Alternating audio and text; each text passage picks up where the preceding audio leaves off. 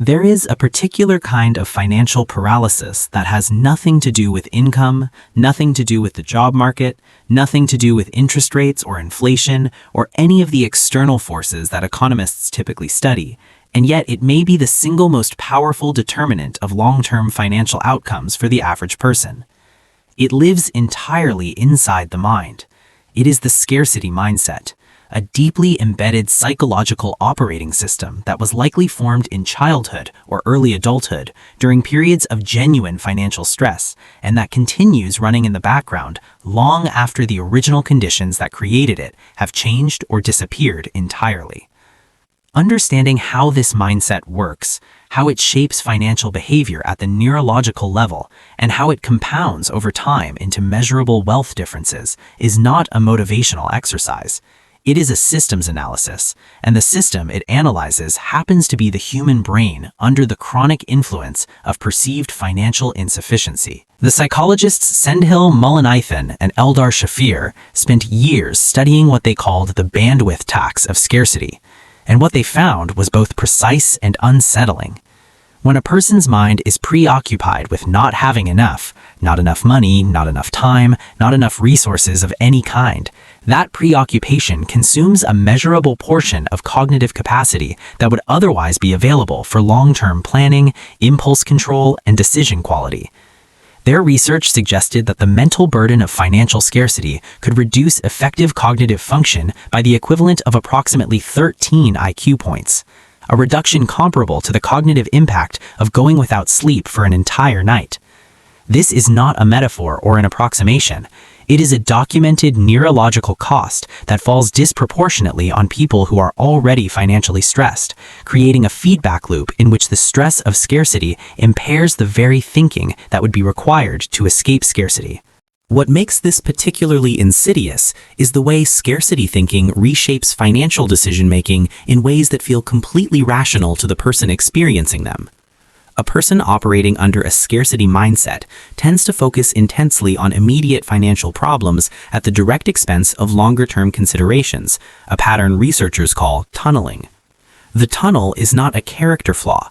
It is an adaptive cognitive response to urgent perceived threat, the same narrowing of attention that helps a person dodge a car in traffic or respond quickly in a physical emergency. The problem is that financial environments rarely present single acute threats that can be resolved with a quick burst of focused attention. Financial environments present slow, chronic, multi-layered challenges that require sustained long-term strategic thinking, precisely the kind of thinking that tunneling systematically suppresses. The mathematics of this dynamic becomes stark when you model the decision patterns that scarcity thinking tends to produce over a decade or more. Consider two people with identical incomes, both earning $45,000 per year, both living in comparable cost environments, both starting with zero savings at age 25. The first person carries a persistent scarcity orientation. This person avoids locking money into retirement accounts because it feels too inaccessible in case of emergency, carries a small rotating credit card balance because the psychological cost of depleting a savings buffer feels higher than the interest cost of the debt, and makes a series of small financial choices that each seem reasonable in isolation but collectively produce a pattern of high-cost, low-yield financial behavior.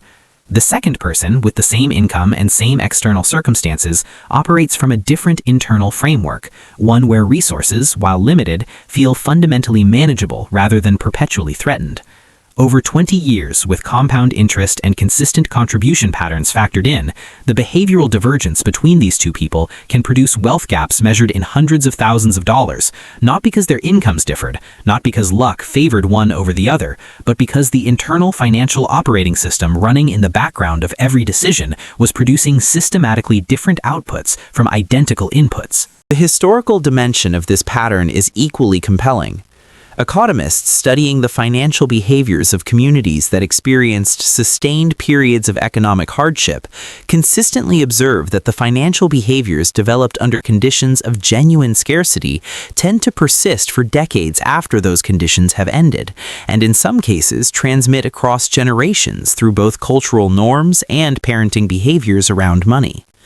People who lived through the Depression famously hoarded cash and avoided banks even after deposit insurance had made banks safe, because the behavioral patterns formed under genuine crisis conditions had calcified into permanent financial instincts that no longer responded to updated environmental information. This is not irrationality.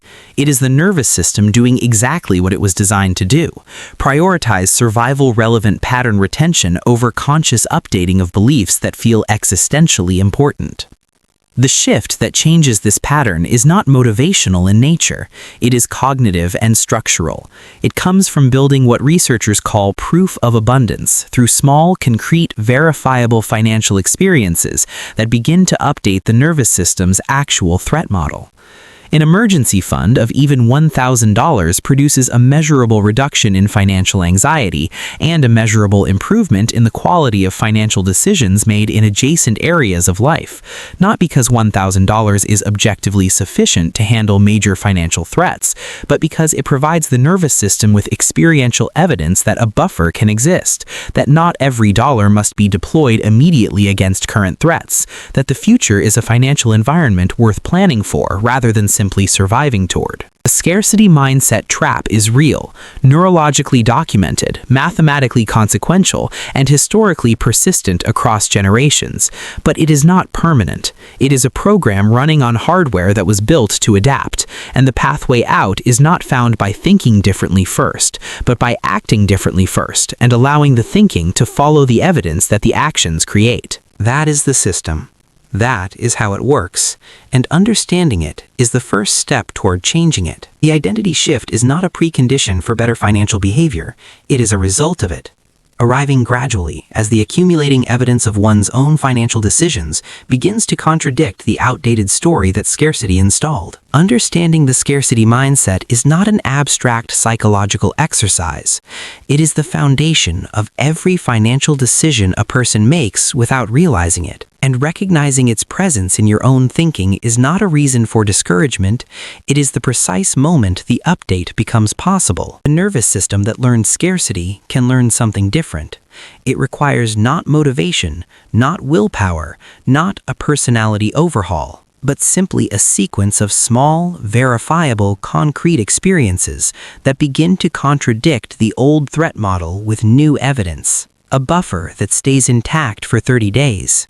A contribution that gets made and not touched. A financial decision evaluated on its long-term merits rather than its immediate emotional cost. Each of these is data, and the brain, even one shaped by years of genuine scarcity, is a data-responsive system. It updates when the evidence accumulates. It recalibrates when the pattern changes. It builds a new baseline when the old one is consistently contradicted. The scarcity mindset trap is real. It is neurologically documented, mathematically consequential, and historically persistent across generations. But it is not permanent. It is a program running on hardware that was built to adapt. And the pathway out is found not by thinking differently first, it is found by acting differently first, allowing the thinking to follow the evidence that the actions create. That is the system. That is what the research supports. That is what the mathematics reflects over time. And that is what this channel is built to help you understand, not as motivation, not as inspiration, but as a clear-eyed, evidence-based analysis of the systems that shape financial outcomes and the specific structural ways those systems can be understood and gradually redirected. This video helped you see one of those systems more clearly, then it has done what it was designed to do. Subscribe to Read Invests for more videos like this one, calm, analytical, and built around the actual mechanics of how money and the mind interact. New content every week. No hype, no promises, just the systems, explained clearly. Because understanding the system is always the first step toward navigating it more effectively. And you are already further along that path than you were before you pressed play. That matters. Keep going. The scarcity mindset trap. Now you know how it works. The update has already begun. One decision at a time, one small win at a time, one piece of new evidence at a time. The scarcity that shaped you was real. The decisions it is still making on your behalf may no longer be. That distinction between what was true then and what is true now is worth understanding deeply, because it's the space where financial change actually lives, not in the market, not in your income, not in external conditions you cannot control, in the operating system, in the internal framework, in the story the mind tells about what money means and what is possible. Update the story with evidence. Let the evidence come from action. Let the action be small and consistent and real. That is the pathway. That is what the research supports. That is what the mathematics reflects over time. Subscribe to Read Invests for more videos like this one, calm, analytical, and built around the actual mechanics of how money and the mind interact. New content every week. No hype, no promises, just the systems, explained clearly. Because understanding the system is always the first step toward navigating it more effectively, and you are already further along that path than you were before you pressed play. That matters. Keep going. Read Invests. See you in the next one.